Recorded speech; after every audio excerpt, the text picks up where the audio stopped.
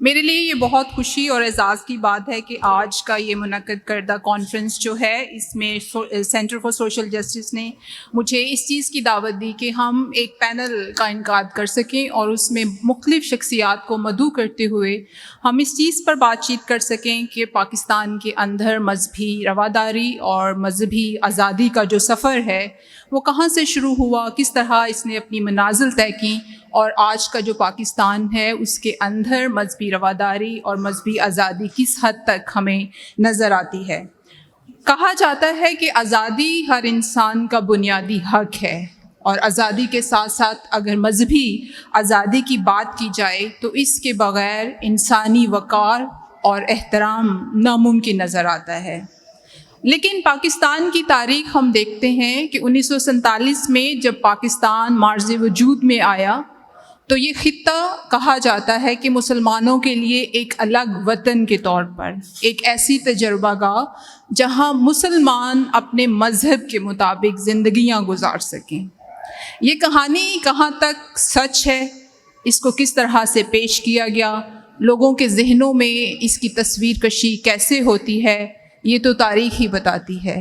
لیکن دیکھا گیا ہے کہ اس ملک کے اندر مسلمانوں کے ساتھ ساتھ غیر مسلم مذہبی اقلیتوں کا بھی بسیرا یہاں ہوا۔ ڈائیورسٹی کسی بھی ریاست کے لیے خوبصورت تحفہ ہوتی ہے، لیکن پاکستان کے اندر یہ ڈائیورسٹی، یہ خوبصورتی مذہبی عدم برداشت، نفرت اور تشدد کی شکل اختیار کر گئی۔ 1947 سے لے کر اب تک 2023 تک ہم نے پاکستان کے اندر مذہبی رواداری اور مذہبی آزادی کو کہیں کم اور کہیں نہ ہوتے ہوئے بھی دیکھا۔ ایک منظم اور سوچی سمجھی اسکیم کے تحت، وہ تعلیمی درس گاہیں ہوں، کام کرنے والی جگہیں ہوں، یا پھر ایسے وہ مقامات جہاں مذہبی اقلیتوں کو تعصب اور نفرت کا نشانہ بنایا گیا، تو کہیں نوعمر لڑکیوں کو مذہبی جبراً ان کے مذہب کی تبدیلی کروائی گئی۔ اس سارے ماحول کے اندر کہاں تک غیر مسلم مذہبی اقلیتیں جو ہیں وہ مذہبی رواداری اور مذہبی آزادی کا خواب دیکھ سکتی ہیں؟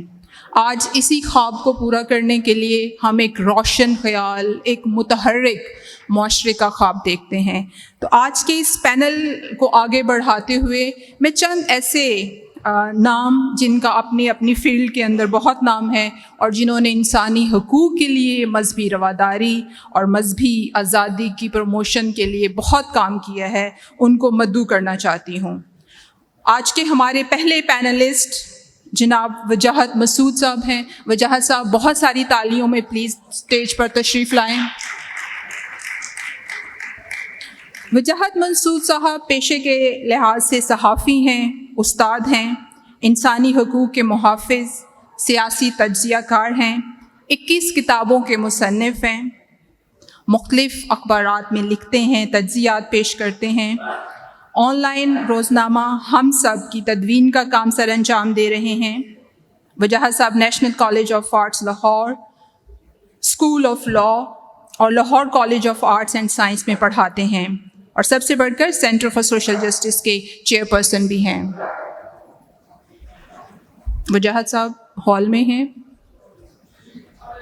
اوکے، ہمارے سیکنڈ پینلسٹ جو ہیں پروفیسر انجم جیمز صاحب۔ پروفیسر صاحب پلیز تشریف لائیے گا۔ پروفیسر انجم جیمز پال، آپ کی بھرپور تالیوں میں۔ پیشے کے لحاظ سے استاد ہیں، پاکستان مینورٹیز ٹیچر ایسوسی ایشن کے فاؤنڈر ہیں، امن انسانی حقوق کے کارکن، ڈائریکٹر، صدر، خواتین کی سماجی ہمآہنگی اور بیداری اور ترقی شیڈو آرگنائزیشن کے چیئرپرسن بھی ہیں۔ ہم آپ کو خوش آمدید کہتے ہیں وجاہت صاحب، we are so happy to have you here. ہماری اگلی panelist miss Nabeela Bhatti. Miss Nabeela Bhatti please تشریف لائیے آپ کی بھرپور تالیوں میں۔ Nabeela Bhatti human right activist ہیں۔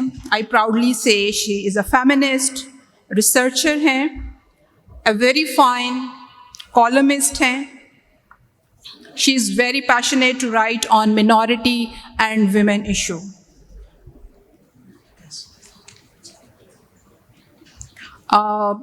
Unfortunately, ہمارے 2 پینلسٹ تشریف نہیں لا سکے, لیکن ہمارے اگلے پینلسٹ کسی تعارف کے محتاج نہیں. Farmer minister for human rights and minority affairs جناب اعجاز عالم اگسٹین صاحب, آپ کی بھرپور تالیوں میں.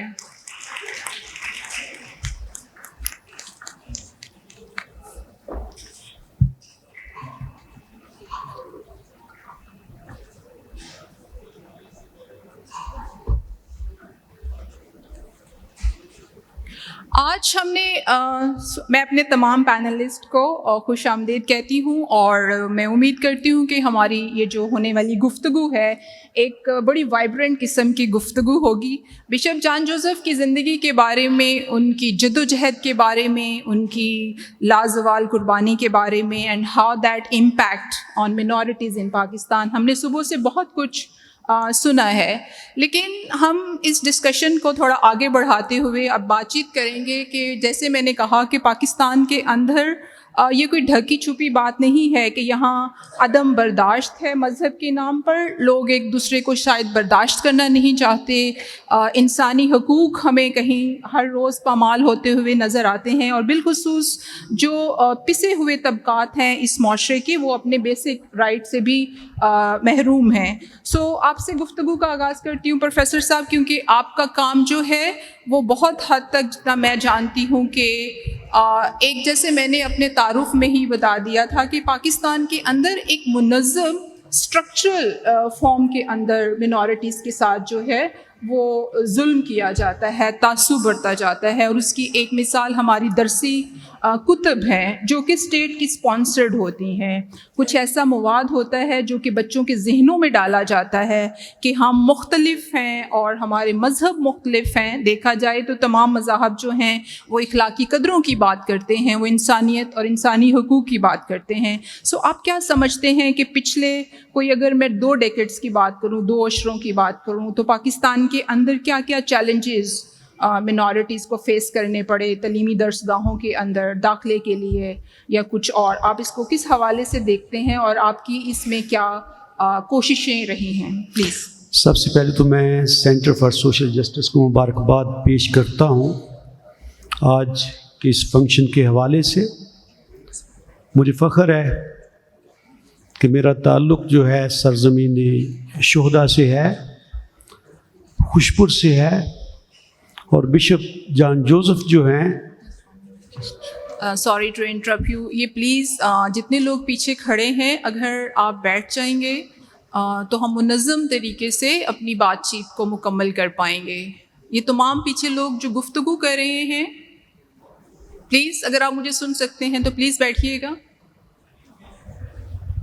کسی کو سننا آئی تھنک سب سے زیادہ اس کو احترام دینے کے مترادف ہوتا ہے. سو پلیز سنیں. تو بشپ جان جوزف جو ہیں ان سے تعلق یہ ہے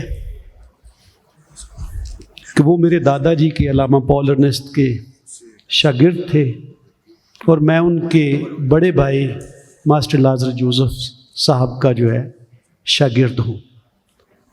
میرا بشپ جی سے 1983 میں جب میں 8ویں جماعت میں تھا, جب وہ ایگزیلری بشپ بنے تھے, تو میں نے اس وقت سے انہیں جاننا شروع کیا جب میں 14 برس کا تھا. اور پھر جب ملتان میں sanctity of the Christian marriage کی ایک انٹرنیشنل کانفرنس تھی, تو اس وقت جو ہے جو ہماری جو مائنورٹیز کی خواتین جو ہیں ان کے جو فورسڈ کنورژن اور اس کی روک تھام کے لیے جو پروگرام 3 دن کا ہوا تھا, اس نے مجھے بہت انسپائر کیا, کیونکہ اس وقت میں سیمنری میں پڑھا بھی رہا تھا. 92 میں جو شناختی کارڈ میں جو مذہب کے خانہ تھا, میں اس میں بھی اس کے ساتھ شامل تھا, یعنی کہ وہ ہمارے لیڈر تھے.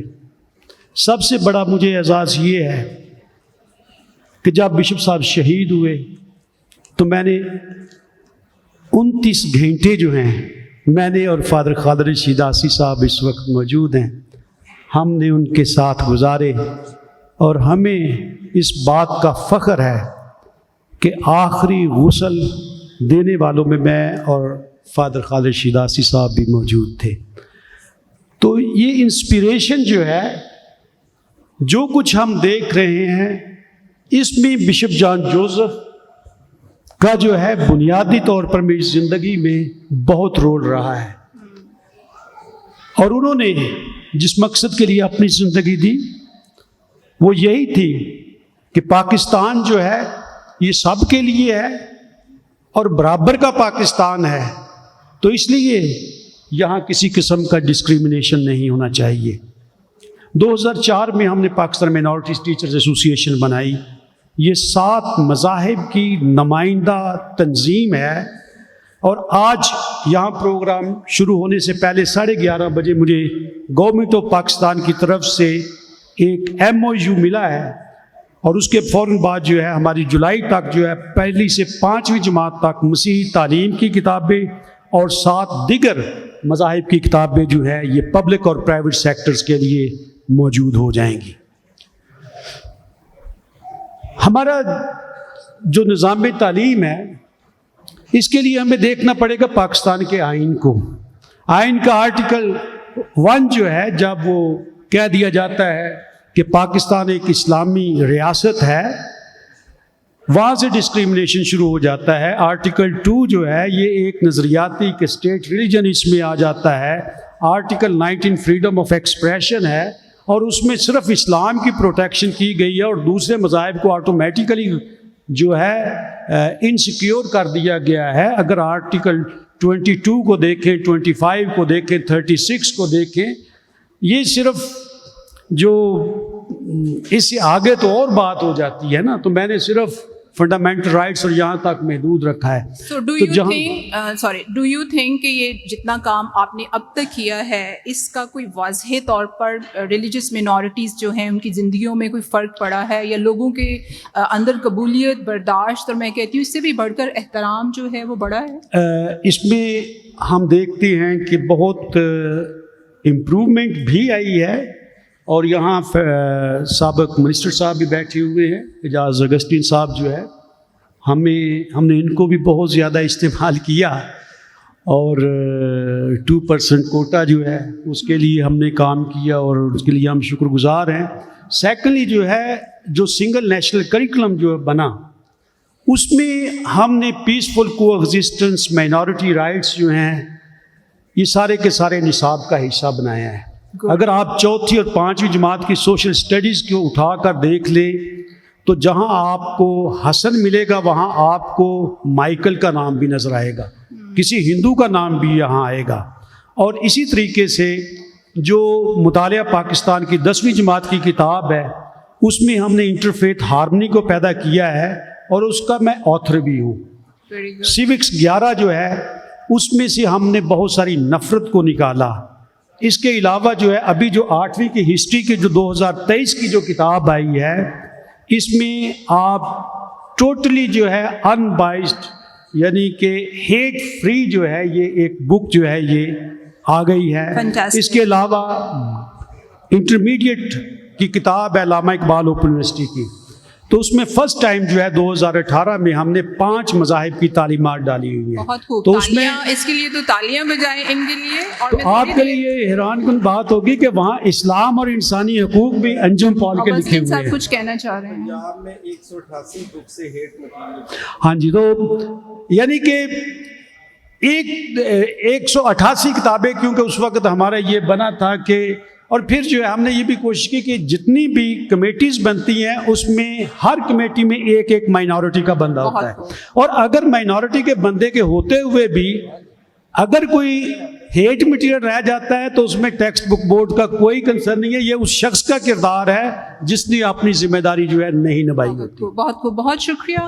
اگسٹین عالم صاحب، آپ کی طرف آتی ہوں۔ چونکہ آپ فارمر منسٹر رہے ہیومن رائٹس کے، کہا جاتا ہے کہ ریاست جو ہے وہ اپنے شہریوں کی نہ صرف مذہبی آزادی بلکہ ان کے تحفظ کی بھی ذمہ دار ہے۔ آپ کی کیا رائے ہے کہ ریاست اب تک کہاں ناکام ہوئی ہے کہ وہ اپنے تمام شہریوں، میں بالخصوص بات کر رہی ہوں ریلیجس منورٹیز کی، کہ ان کو تحفظ دینے میں ناکام رہی ہے. لیکن اگر یہ جو تھوڑی بہت مثبت کاوشیں ہمیں نظر آ رہی ہیں، تو آپ کیا سمجھتے ہیں کہ کون سے لاہے عمل ہوں گے کہ جن پر چلتے ہوئے ریاست جو ہے وہ اپنی ذمہ داری پوری کر سکتی ہے؟ پلیز. کوئی وہ جو صاحب اس پہ بیٹری سیکنڈ گونج کم کریں. جو ساؤنڈ سسٹم میں ہے، اگر آپ تھوڑا سا اس کا ایکو کم کریں گے پلیز. اگستین صاحب آپ بولیں. سب سے پہلے تو آج سینٹر فار سوشل جسٹس کا شکریہ ادا کرتے ہیں کہ آج انہوں نے جو شہید بشپ جان جوزف صاحب کی جو برسی منائی جا رہی ہے، اور ان کو میں سمجھتا ہوں کہ ایک وہ عہد تھا. اس زمانے میں 92 میں ہمارا ان کے ساتھ اٹریکشن ہوا تھا. 92 میں جب شناختی کارڈ میں مذہب کے خانے کے حوالہ سے، کیونکہ اس وقت ہم یوتھ تھے اور ان کے ساتھ اس جد و جہد میں ہم نے کافی زیادہ شہروں میں جا کر اس پروٹیسٹ میں حصہ بھی لیا اور ان کے ساتھ کام بھی کرتے رہے. لیکن آج اتنے سال گزرنے کے بعد بھی جن امتیازی قوانین کا جو باتیں بشپ جان جوزف صاحب کیا کرتے تھے، میں سمجھتا ہوں کہ آج بھی ہم اسی دوراہے پر کھڑے ہیں. اور ہماری سوسائٹی میں وہی ایک جمود طاری ہے جس کا ذکر بشپ جان جوزف صاحب اپنی تقریروں میں، اپنے نجی محفلوں میں اس بات کا ذکر کرتے تھے. آج دیکھیں کہ اس امتیازی قوانین میں ہم ایک نقطہ بھی آگے پیچھے کرنے میں کامیاب نہیں ہو سکے. چاہے ہم جتنے مرضی پارلیمنٹیرین لے کر آئے ہیں، جتنے مرضی ہم سوسائٹی میں ایکٹیوسٹ ہیں، بہت زیادہ لوگ پروٹیسٹ بھی کیے ہیں، لیکن بدقسمتی یہ ہے کہ ہم ریاست کو اپنی کسی بات پر جو ہے آمادہ نہیں کر سکے کہ جو امتیازی قوانین آج سے 30 سال پہلے تھے آج بھی اسی طرح موجود ہے. لیکن ایک اور ہماری معاشرے کا بدصورت رویہ ہے کہ ہم ہمیشہ جو ہے، ہمیں کسی کی شہادت کے بعد اندازہ ہوتا ہے کہ ہم نے کتنا بڑا ہیرا کھو دیا ہے. اس وقت شاید اس بات کا یہاں پہ مجھ سے پہلے ڈاکٹر مجید ایبل صاحب نے بھی اس بات کا ذکر کیا کہ جب لوگوں کا ریئیکشن آتا ہے تو پھر ہمیں اندازہ ہوتا ہے کہ اس شخص کی ہماری نظر میں یا اس سوسائٹی میں کتنی قدر تھی. لیکن جب وہ لوگ ہمارے درمیان ہوتے ہیں تو شاید اس طرح سے ان کی قدر یا قیمت نہیں ہوتی. یہی کچھ شہباز بھٹی شہید کے ساتھ ہوا تھا اور یہی کچھ بشپ جان جوزف صاحب کے ساتھ ہوا تھا. لیکن اس کے ساتھ ساتھ میں سمجھتا ہوں کہ جن موضوعات پر انہوں نے بات کی، انہوں نے کوشش کی کہ ہم سوسائٹی کو ایک اویئرنیس پلان دیں جس کے مطابق ہماری یوتھ، ہمارے لوگ جو ہیں وہ ریاست سے اپنی چیزوں کو منوا سکیں. بدقسمتی یہ ہے کہ بشپ جان جوزف کی موجودگی میں ہمارے پاس ایک رہنما ایسا تھا کہ لوگوں کو موٹیویشن کے ساتھ اپنے ساتھ کھڑا کر لیتا تھا. آج ان 25 سالوں کے بعد بھی ہمارے معاشرے میں ایک خلا ہے. ہم جو سیاسی لوگ ہوتے ہیں، چاہے ہم ایم پی اے ہوں، ایم این اے ہوں یا منسٹر ہو، ہم شاید لوگوں کو موٹیویشن، ہم M P A M N A تو ہو سکتے ہیں لیکن شاید ہم لیڈر نہیں ہو سکتے. لیکن آپ کیا سمجھتے ہیں کہ صبح سے ہم نے سنا کہ بشپ جان جوزف ایک دلیر، نہ ڈر، متحرک، بے باک لیڈر. آپ کی جو جتنی بات ابھی آپ نے کی، تو آپ کیا سمجھتے ہیں کہ جو ہماری ابھی لیڈرشپ ہے اس میں آپ یہ سارے چیزیں دیکھتے ہیں؟ کیوں لوگ موٹیویٹ نہیں ہوتے؟ کیوں ہم لوگوں کو متحرک نہیں کر سکتے؟ ریاست تو اپنی ذمہ داری نہیں کر رہی، یہ تو بالکل واضح طور پر نظر آ رہا ہے. As a Quaid, as a leader, ہم کہاں تک ناکام ہوئے ہیں؟ اس کی جو میرے نزدیک جو بنیادی وجہ ہے وہ یہ ہے کہ بشپ جان جوزف صاحب اس لیے کامیاب ہوئے کہ ان کے پاس ایک چرچ کا پلیٹ فارم تھا، اور میں سمجھتا ہوں ہمارے پاس پولیٹکس سے لے سے دوسری چیزوں میں بھی ایک چرچ پلیٹ فارم جس کے پاس نہ ہو. ہم دیکھیں، ہم جو سیاسی لوگ ہیں ہمارے پاس بھی کوئی جو بڑا شخص آتا ہے تو ہماری بھی کوشش ہوتی ہے کہ ہم کوئی پروگرام چرچ میں رکھیں، کیونکہ باہر ہم شاید اتنے لوگ اکٹھے نہیں کر سکتے. تو اس کی بنیاد پر میں سمجھتا ہوں کہ بشپ جان جوزف صاحب کے پاس ایک سب سے بڑا جو پرسنل رائج تھا کہ ان کے پاس وہ چرچ کے ایک ہیڈ تھے، جس کی بنیاد پر وہ ان کی لوگوں میں فالوئنگ بھی زیادہ تھی. اور آپ کو پتہ ہے کہ یہ جو خطہ ہے بر صغیر کا، یہاں پہ مذہبی لیڈروں کو جو ہے وہ زیادہ مانا جاتا ہے، زیادہ ان کی بات کو سنا جاتا ہے. تو یہ ایک فیکٹ تھا. لیکن یہاں اس کے بعد دیکھیں، جو لوگ بھی ہماری سوسائٹی میں مذہبی طور پر لیڈر آتا ہے، اس کی عام سوسائٹی میں دوسرے لوگوں سے زیادہ جو ہے قدر و قیمت ہوتی ہے. تو یہ ایک بنیادی جز تھا جس کی وجہ سے میں سمجھتا ہوں. I will thank you so much. I will come to you again. وجاہت صاحب، ابھی اگسٹین عالم صاحب نے کہا کہ کہیں نہ کہیں قائدانہ صلاحیتیں جو ہیں ان کی وجہ سے بھی ہم جو ریزلٹس دیکھنا چاہ رہے ہیں وہ ہمیں نظر نہیں آ رہے. لیکن انہوں نے بات کی متنازع قوانین کی. بشپ جان جوزف صاحب نے اس وقت اپنی موومنٹ، اپنی ایکٹیویزم کا آغاز کیا جب ملک میں بہت ایک کٹن دور تھا، جب لوگ بات کرنے سے بھی ڈرتے تھے، اور انہوں نے بلاسفمی جیسے قوانین کے اوپر بات کی. آپ کیا سمجھتے ہیں کہ کس طرح سے ان قوانین کو لے کر ہم ڈائلاگ کر سکتے ہیں، جرأت کر سکتے ہیں بات کرنے کی؟ کیونکہ یہ ایک ایسا ٹاپک ہے، ایسی قوانین ہیں کہ بڑے بڑے قائد بھی جو ہیں ڈائلاگ کے دروازے بند کرتے ہیں، بات کرنے سے گھبراتے ہیں. میڈیا پہ ہم دیکھتے ہیں، اخبارات میں، ٹی وی پہ کبھی اس چیز پہ بات نہیں کی جاتی. تو عام لوگوں میں ہم کیسے ایک رائے قائم کر سکتے ہیں، ان کو شعور دے سکتے ہیں کہ وہ اپنے آپ کو اس ملک کے اندر محفوظ بنا سکیں ان قوانین کے ہوتے ہوئے بھی؟ معزز حاضرین،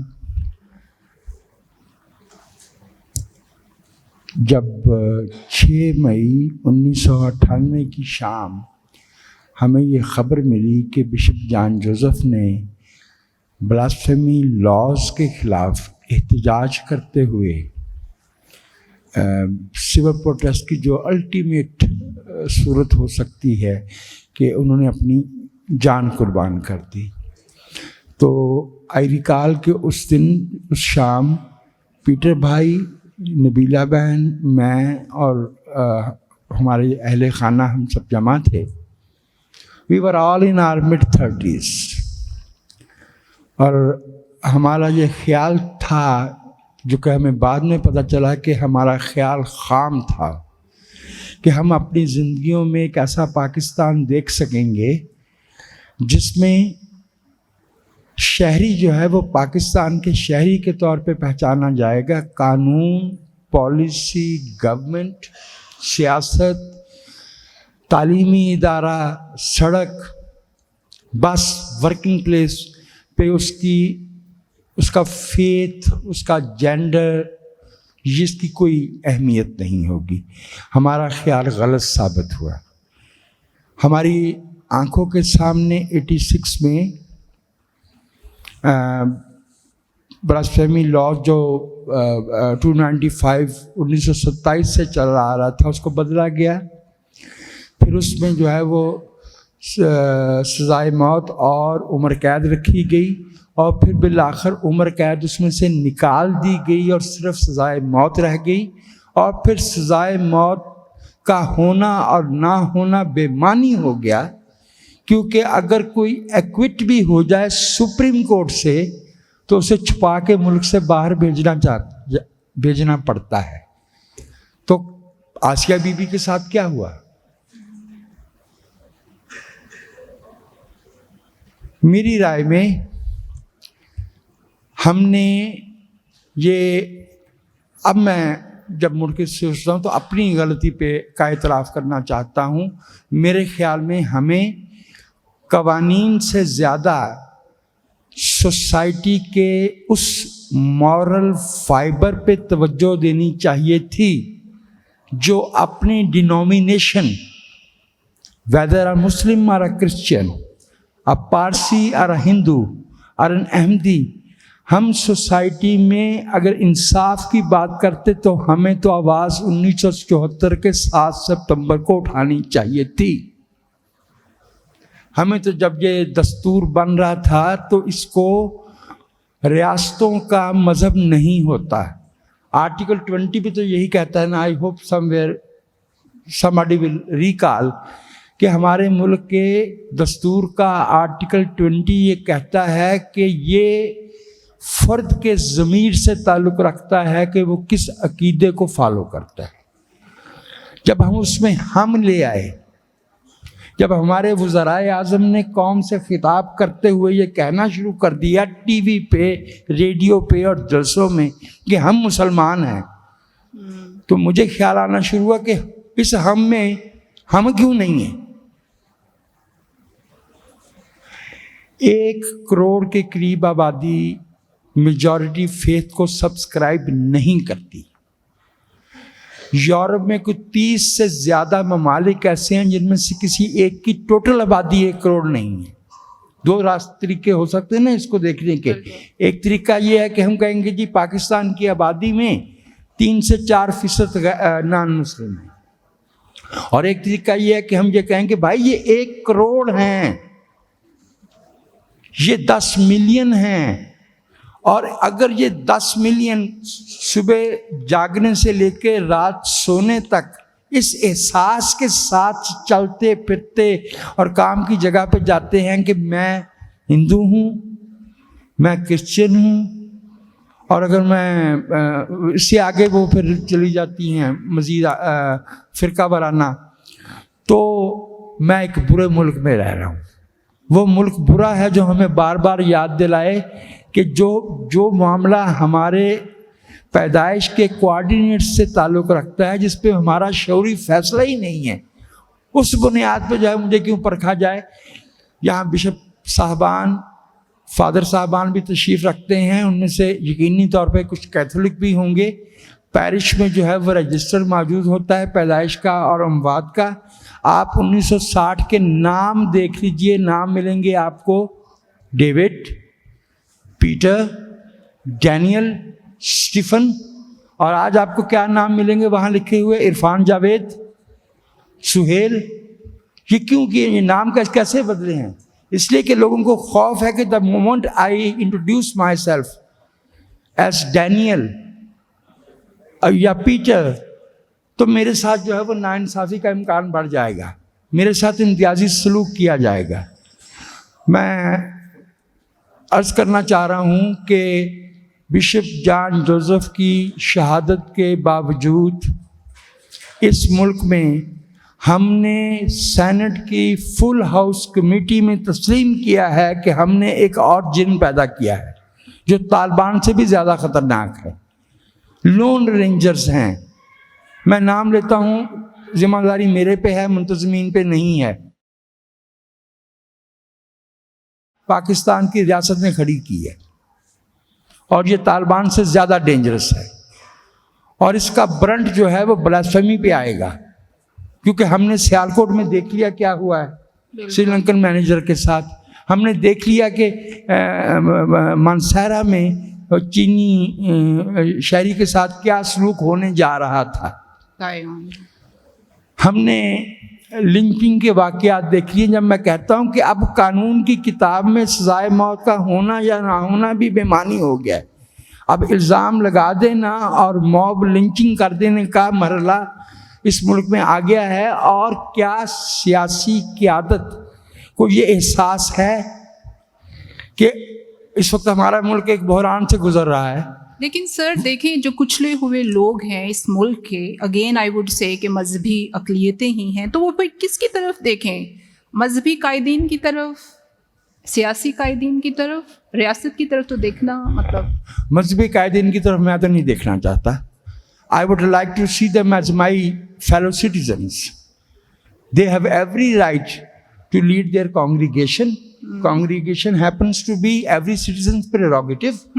آرٹیکل 21 میں ہمیں دیا گیا ہے نا, تو بسم اللہ, قابل احترام, برابر کے شہری, لیکن قوم کی قسمت کے فیصلے, قوم کی ڈائریکشن पॉलिटिक्स ने तय करना है। और उसमें ये नहीं हो सकता कि हम नमूने के 2 या 3 या 4 जो है वो तो दुनिया की हर कम्युनिटी में मिल जाते हैं, जिन्हें हम हैप्पी माइनॉरिटीज कहते हैं। वो नहीं चाहिए हमें उसमें जो है वो बराबर का इस तकसीम के बगैर पार्टिसिपेशन चाहिए डिसीजन मेकिंग में, कि कोई किसी का फेथ क्या है, किसी का जेंडर क्या है। Equal citizenship. मैं अर्ज कर दूं कि 21 फरवरी को जो तरमीम कानून में की गई है, जो अभी सेनेट में नहीं गई, मेरी जहाँ तक मेरी एक तालिब इल्म के तौर पे राय बनी है, वो ये है कि ये बहुत ज़्यादा बात फैल जाएगी। उसमें ब्लास्फेमी का जो दायरा है वो पैगंबरों से बढ़ा के कंपेनियंस तक और हिस्टोरिकल फिगर्स तक लाया जा रहा है। This is a time that we open our eyes to that, क्योंकि वो बहुत बहुत डेंजरस तरमीम है। ब्लास्फेमी वाला मामला ख़त्म नहीं हुआ। हमने आर्टिकल 25 इस मुल्क के आइन में रख दिया है, लेकिन शहरियों की बराबरी ग्राउंड पे मौजूद नहीं है। और ये बुनियादी वजह है कि ये मैं जब मेहरबान खातून ने बात करना शुरू की, तो जो मैं जुमला अर्ज कर रहा था कि हम बहरान से गुजर रहे हैं, और हम बहरान में कब नहीं थे। पाकिस्तान में हम हमेशा बहरान में थे और रहेंगे, अगर हम अपनी जो हिस्से इंसाफ है उससे पाकिस्तान के 280 आर्टिकल्स में क्या ये बुनियादी बॉटम लाइन नहीं बनाते। अगर औरतों के साथ इम्तियाजी सलूक हो रहा है तो हिंदू के साथ भी होगा, क्रिश्चियन के साथ भी होगा, अहमदी के साथ भी होगा, बलोच के साथ भी होगा, कश्मीरी के साथ भी होगा, सिंधी के साथ भी होगा। और ये सिलसिला जो है ये कभी रुकने वाला नहीं है, लेकिन हमें इन सारे मुश्किल हालात में उम्मीद रखनी चाहिए, पूरी उम्मीद रहना चाहिए कि आने वाला वक्त जो है वो कोई ना कोई बेहतरी जो है। जी प्लीज, वेरी क्विक। एक वजह साहब की जो बात की मैं थोड़ी सी तस्दीक करना चाहता हूँ कि इन्होंने फरमाया कि शायद नाम जो है वो क्रिश्चियन नाम इसलिए हम दूसरा रखते हैं कि शायद डिस्क्रिमिनेशन का ये भी एक वजह है। लेकिन इसके साथ साथ एक और वजह भी है कि हमारे नाम जो है पढ़े लिखे जो मुस्लिम्स हैं उनको भी नहीं आते। मतलब कि मैं अब कहना नहीं चाहता कि मैंने अपना इजाज़ इसलिए रखा कि मेरा नाम सिल्वेस्टर था, मुझे सारा स्कूल स्कूटर ही कहता था। तो एक अभी भी मैंने इजाज़ के साथ अगस्टिन लगाया हुआ है। तो मैं जब मिनिस्टर था तो वाइस चांसलर, मैं नाम नहीं लेना चाहता, वो अगस्टिन को इतना गलत पढ़ रहा था। मैंने यार क्या परेशानी है, आप इजाज़ नाम ले लो। ये तो फिर इल्म की कमी तो आप कह सकते हैं। यही मैं कह रहा हूँ ना कि ये दोनों तरह हाँ। मतलब लेकिन नाम आपकी आइडेंटिटी है, पाकिस्तानी होना आपकी आइडेंटिटी है, मजहबी शनाख्त आपकी अपनी है। मुझे इजाज़त दी जाए, मुझे नबीला की तरफ जाना है। बात का जवाब देना चाहता हूँ। देखिए, मेरा नाम मसूद है। मैंने वो पंजाबी अपनी ज़िंदगी में नहीं देखा जिसने मेरे नाम का एन बोला हो। मसूद ही कहते हैं, मसूद तो किसी ने नहीं कभी कहा। तो सर यहाँ लोगों को कोई जुबान नहीं आती, तो तलफ़ुज़ का नहीं है, ये झगड़ा तलफ़ुज़ का नहीं है।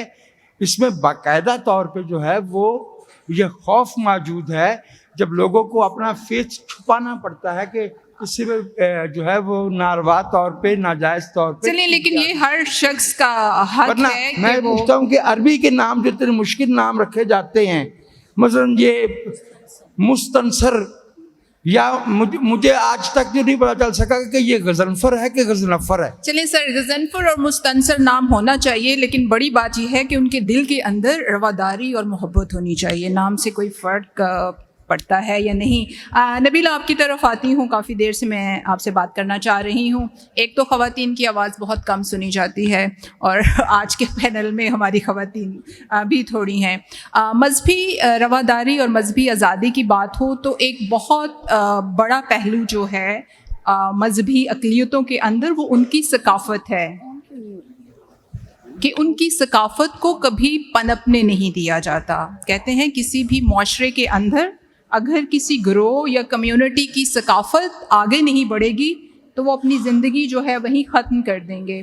آپ کیا سمجھتی ہیں کہ جتنی بھی گمبھیر سی صورتحال وجاہت صاحب نے ہمارے سامنے رکھی، اس کے ہوتے ہوئے ہم کس طرح سے ڈائلاگ کے ذریعے، بین المذاہب مکالمہ کے ذریعے، اینڈ آئی ووڈ سے کہ ڈائلاگ آف لائف کہ کمیونٹی لیول پر، مجھے معذرت کے ساتھ کہنا پڑتا ہے، ہال میں پلیز اگر آپ خاموشی اختیار کریں گے تو آپ بھی اس گفتگو میں شامل ہو سکتے ہیں، کہ پاکستان کے اندر جو انٹرفیئر ڈائلاگ ہے بہت دفعہ وہ بڑے بڑے علماء تک ہی محدود رہتا ہے، وہ کبھی کمیونٹی تک، گراس روٹ تک نہیں رہتا، خواتین اس کا حصہ نہیں بنتی اور بہت سارے گروپس کو اس سے نکالا جاتا ہے. آپ سمجھتے ہیں کہ ان سارے ڈائلاگس کے ذریعے سے اس ملک کے اندر مذہبی رواداری یا مذہبی آزادی کو فروغ مل سکتا ہے؟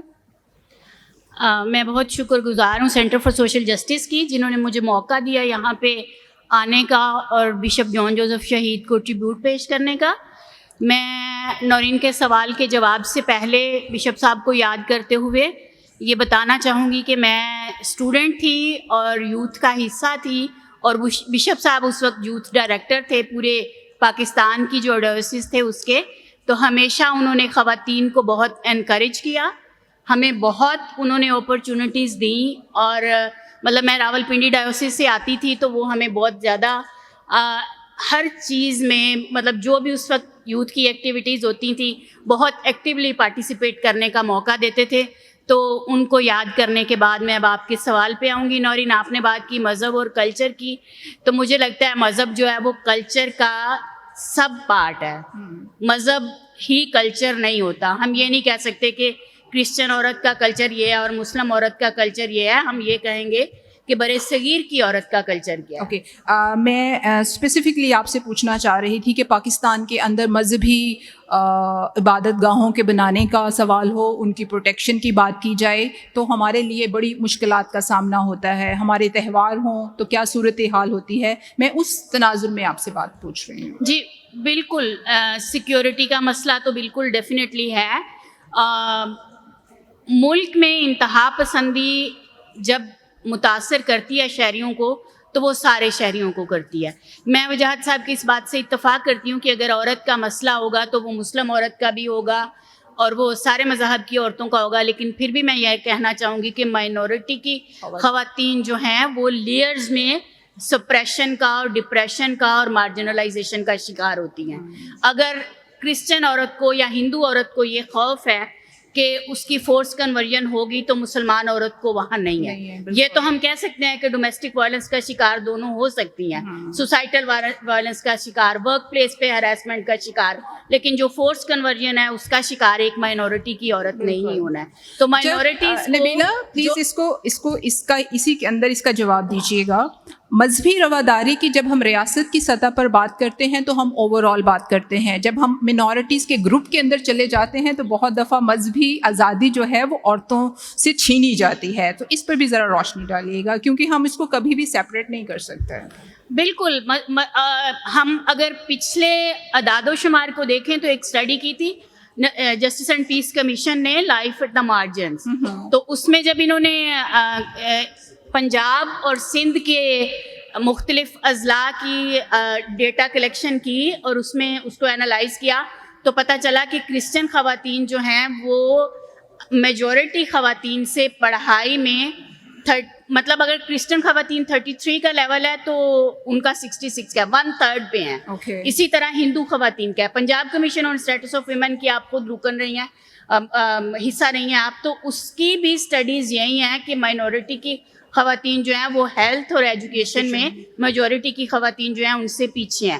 پھر میں منسٹر صاحب کی اور انجم صاحب کی بات سن رہی تھی کہ سلیبس میں سے بہت زیادہ ہیٹ مٹیریل بھی نکلا ہے اور کچھ نئی چیزیں، مطلب جیسے ہر مذہب کی تعلیم جو ہے اس کو شامل کیا گیا ہے. لیکن ابھی بھی آج بھی ہمارا یہ سوال ہے کہ آرٹیکل 22 کی پاسداری نہیں ہو رہی. جب ہر اردو کی مضمون میں، ہر انگلش کی مضمون میں آدھی اسلامیات موجود ہے تو پھر علیحدہ سے مسیحیت کا علم پڑھنا یا ہندوازم کا علم پڑھنا وہ تو ایک علیحدہ بات رہ جاتی ہے. تو اب برابری کی بات یا ہم آہنگی کی بات اس پہ آنے کے لیے ہمیں ڈیفینیٹلی قوانین کو، پالیسیز کو، میکنزمز کو، ہر چیز کو ریویو کرنا پڑے گا، دیکھنا پڑے گا، اور مائنورٹیز کے حوالے سے خاص طور پہ جو ان کے پرسنل لاز ہیں ان کو اپڈیٹ کرنے کی، ریویو کرنے کی بہت ضرورت ہے. یہ بہت ایک ویلڈ پوائنٹ ہے کہ جتنی پالیسیز بنتی ہیں.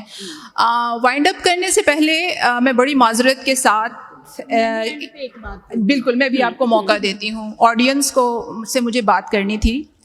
23 یا 24 کروڑ کی ملک میں ہم رہتے ہیں اور وہاں ہم عدم برداشت کی بات کرتے ہیں. اس ہال میں کتنے لوگ بیٹھے ہوں گے؟ ہم یہاں ایک دوسرے کو سننے کے لیے تیار نہیں ہیں. تو آپ امیجن کر سکتے ہیں کہ 24 کروڑ کے اس ملک میں کون کس کی کو سنے گا بغیر اس فرق کے کہ اس کا مذہب، اس کی جنس، اس کی نسل، اس کا رنگ کیا ہے. کبھی کبھی ہمیں اپنی ذاتی زندگیوں میں بھی کچھ جدوجہد کرنے کی ضرورت ہے. ہمارا لاسٹ منٹ ویری کوئک. صبح سے ہم نے بشپ جان جوزف کی سوچ کی بات کی، ان کے ویژن کی بات کی کہ وہ ایک وائبرنٹ، ایک انکلوسیو معاشرہ چاہتے تھے. قائد کا پاکستان، ایک آزاد پاکستان جہاں سب برابر ہوں. اپنے پینلسٹ سے ویری کوئک 30 سیکنڈز کیسے دیکھتے ہیں بشپ صاحب کی لیگیسی کو فالو کرتے ہوئے، ون لائن کیسے ہم ایک inclusive, tolerant, vibrant Pakistan achieve کر سکتے ہیں؟ میرا یہی خیال ہے کہ سب سے پہلے تو ہمیں خود مائنورٹی کمپلیکس سے نکلنا ہے، کیونکہ جب تک ہم خود کمپلیکس کا شکار ہیں اور ہم نے اس کمپلیکس سے نکل کر بہت ساری اچیومنٹس حاصل کی ہیں، اور انکلوسیو جب آپ کا مائنڈ نہیں ہوگا آپ تبدیلی نہیں لا سکتے. Very good. تو we must have vibrant and inclusive approach in ourselves. Very good. Thank you. Nabila please very quick. تقریب آج کی بشپ جان جوزف شہید کے بارے میں ہے، تو پیٹر جیکب نے ان کے لیے ایک نظم لکھی ہے. ہم کوشش بھی کر رہے ہیں کشادہ پاکستان کی، اور اس کے لیے ہمیں کتنی اسٹرگل کرنی ہے یہ آدھے منٹ سے زیادہ کی نہیں ہوگی. شالہ حیاتی ہووے زہر پیالے پینا، سولی چڑھنا تے سر چڑھ کے مرنا. زہر پیالے پینا، سولی چڑھنا تے سر چڑھ کے مرنا، اکو جے عنوان، اکو جے بلیدان. وکھو وکھ زمانہ بھاویں، پریم کتھا دی ایک سجھان. زہر پیالے پینا، سولی چڑھنا تے سر چڑھ کے مرنا. ایک لڑائی تے دو آساں، ایک سچائی ایک انصاف. آس اساں دی ٹوٹی کائی نہیں، آس اساں دی ٹوٹی کائی نہیں، لڑنا اساں ظلماں نال. زہر پیالے پینا، سولی چڑھنا تے سر چڑھ کے مرنا. بہت خوب. وجاہت صاحب 30 سیکنڈ پلیز.